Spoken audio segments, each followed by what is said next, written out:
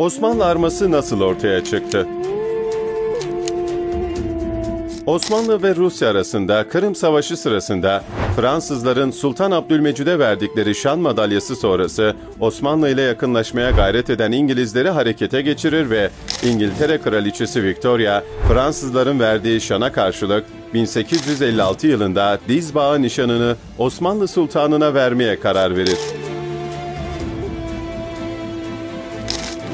O zaman İngilizlerde şöyle bir gelenek vardı.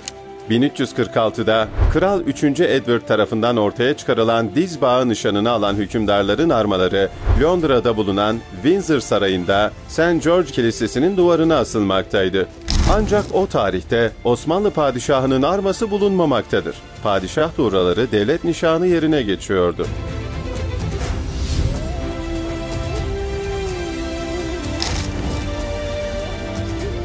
Bunun üzerine Kraliçe Victoria, Prens Charles Young ismindeki arma uzmanını Osmanlı için arma tasarlamak üzere görevlendirir.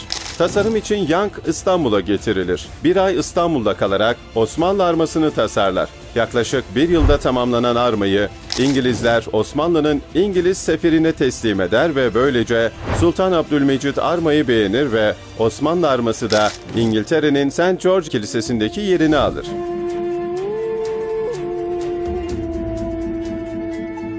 Her ne kadar arma Sultan Abdülmecid döneminde ortaya çıksa da Osmanlı armasının son hali 1882'de Sultan II. Abdülhamit tarafından yürürlüğe konmuştur.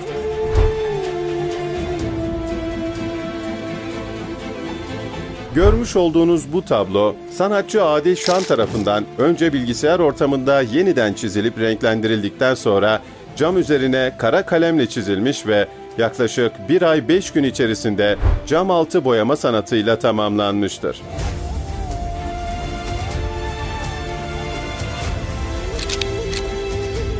Sanatçı tabloda genellikle sarı, kırmızı, yeşil, beyaz ve mavi tonlarını kullanmıştır.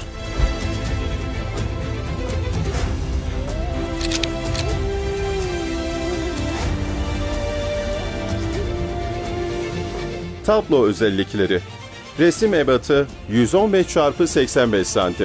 6 mm düz cam kullanılmıştır. Klasik varaklı polistiren çerçeve kullanılmıştır. Arka plan 5 mm MDF üzerine kadife kumaş giydirme yapılmıştır. 15 renkte kadans metalik boya kullanılmıştır.